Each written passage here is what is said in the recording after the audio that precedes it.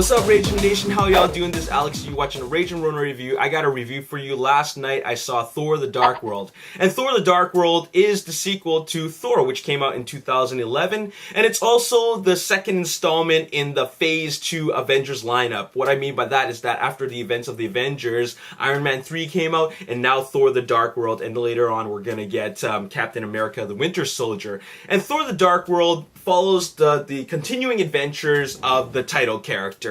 And then you also have the characters coming back from the first Thor movie. You got Jane Foster, Darcy Lewis, Loki, Odin, Odin's wife, and also the mother to Thor, Frigga, Malekith, Sif, they're all back. And that's one of the things that I really like about Thor: The Dark World, is that they bring in all these familiar faces that we came to like in the first one, and we continue their adventures.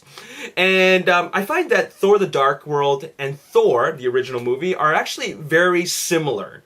Even though they have two different directors, I find that they're very similar in the sense that we have scenes which take place on Earth, and we also have scenes that take place in Thor's world, Asgard, as well as some of the other realms. And what's also very similar is that in the first one they were fighting the frost giants.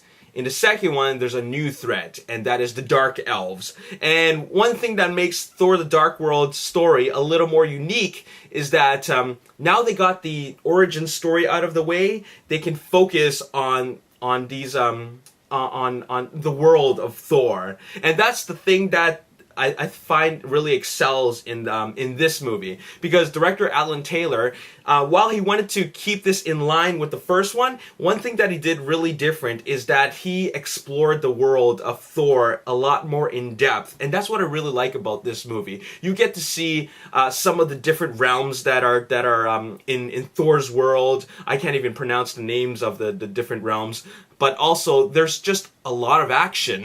There's a lot more action this time around, because I found that the first one was a very character-driven movie, because it's an origin story. We're seeing we're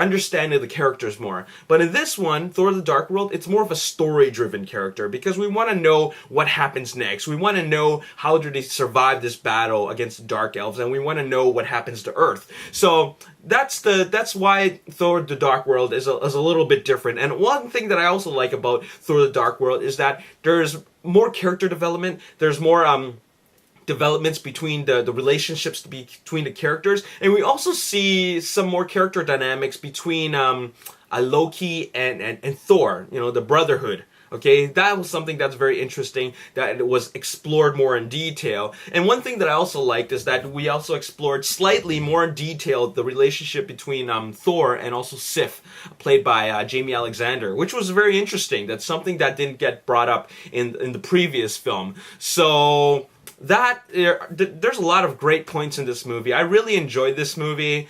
I actually felt that when I was watching the scenes in Asgard, especially the Asgard battle, I felt that, hey, this kind of brought me back to feeling like how I felt when I saw Star Wars, because we're transported to this kind of different fantastical world. And it's been a while since I've seen a movie with a really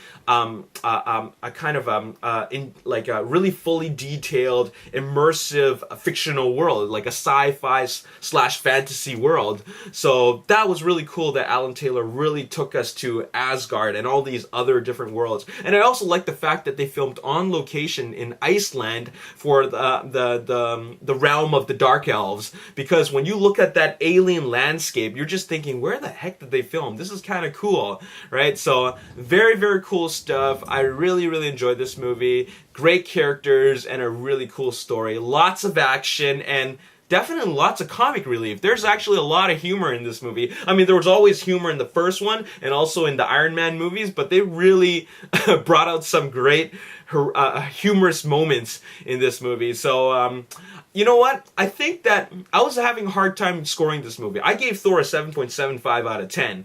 And I'm very, I'm very tempted to also give it a 7.75, a same score, because I like them both equally, even though they're different types of movies. But there's one thing that I felt that excels this movie more, just slightly, and that is just Alan Taylor's direction and bringing us more into the world of Thor and also the developing the relationships of the character. So I'm going to give that an additional 0.25. So I'm giving this an 8 out of 10. That's a pretty high score. And so 8 out of 10 for Thor the Dark World. I was pretty happy about this movie. I didn't watch it in 3D. I saw it in 2D. And I had a good time watching this movie. Make sure you stay till the very end, the very, very end, till all the credits roll up for a very interesting scene, which really, really shows us gives us a hint of what happens next for Thor 3, because keep in mind that Chris Hemsworth is signed on for not only another Thor movie, but 2 more Avengers movies in total. So Avengers 2 and Avengers 3. So, but he's going to keep on making them as long as the fans want them. So it's really quite an open contract. Anyways, I'm going off topic. The fact is that I enjoyed Thor. And what do you guys feel about Thor? Let me know in the comment section below. As always, if you enjoyed this review, hit the like button, subscribe to the YouTube channel, like me on Facebook, The Ragin Nation. Also follow me on Twitter at Ragin Nation. My next review will be for The Hunger Games: Catching Fire. I already got my tickets. I'm really excited about this movie. IMAX, very first showing on Thursday. Alright, there you have it. My name is Alex. Thanks for watching. I'll see you next time. Peace. Not to be confused with what happened in the Dark Knight Rises, okay? Is he's not supposed to be playing